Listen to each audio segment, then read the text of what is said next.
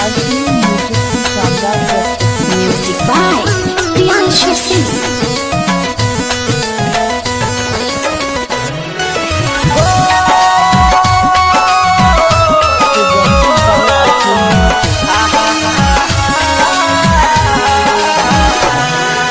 Tension तमनो मत लीहा, खुशी खुशी जिंदगी जीहा।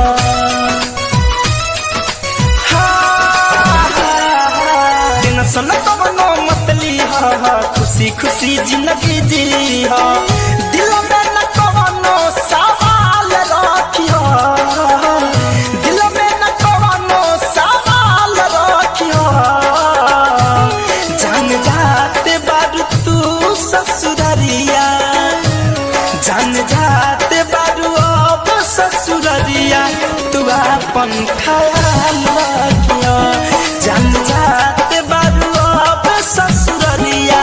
तू अपन ख्याल रखिया।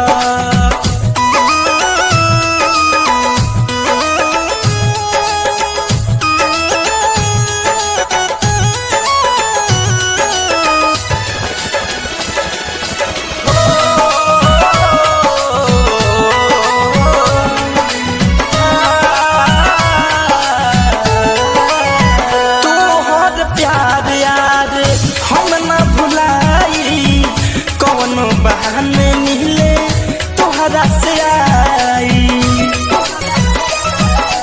हो, तोहर प्यार यार हम न भुलाई, कौनो बहाने मिले तोहरा से आई। हम पे भरोसा करिहा तू, घूटे घूट के न मरिहा तू।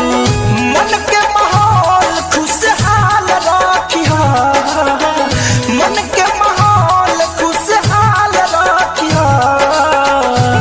जान जाते बारू पियावा के घरे, जान जाते बारू पियावा के घरे। तू अपन ख्याल रखिया, जान जाते बारू अब ससुरारिया। तू अपन ख्याल रखिया।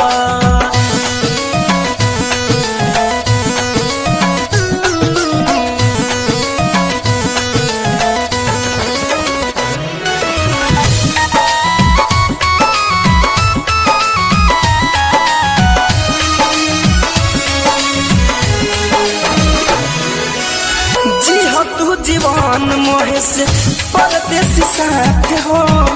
फोन पर धनंजय से कर ली हो बात हो।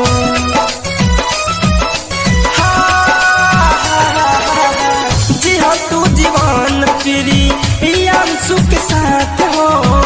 फोन पर धनंजय से कर ली हो बात हो।